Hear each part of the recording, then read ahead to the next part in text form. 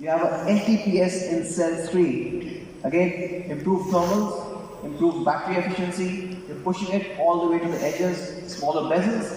You've got a cornering grill that lasts 5, both at the front and the back. It's a 2.5D glass that merges in with the frame. And of course, that beautiful 6-layer gradient finish. And it's still a Redmi Note. It is as practical as ever before. It's got the headphone jack, it's still got the IR remote control, and the all-new Type-C. Now moving to the next section, and this is something that the Redmi Note series has always been known for. We've broken that entire segment time and again in terms of how the Redmi Note has performed. And of course, talking about that, let's get into the performance part.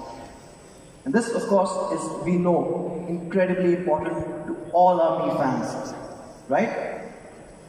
No? Okay, so before I get into the performance part of it, I'll recap. So we talked about this last time as well. When we are selecting a processor, we look at 3 key things. Can it run all the apps and games smoothly? Does it have great thermals?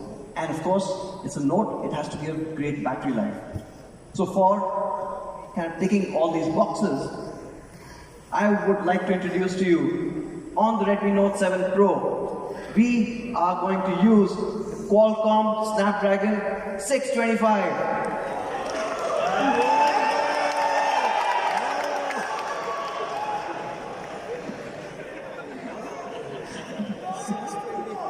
Redmi Note 7 ഇപ്പോൾ launch ആയിരിക്കുകയാണ്. ഇതാണ് device.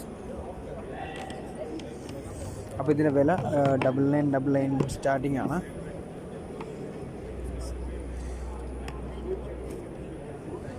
So black വേരിയൻറ്റും ഉണ്ട്.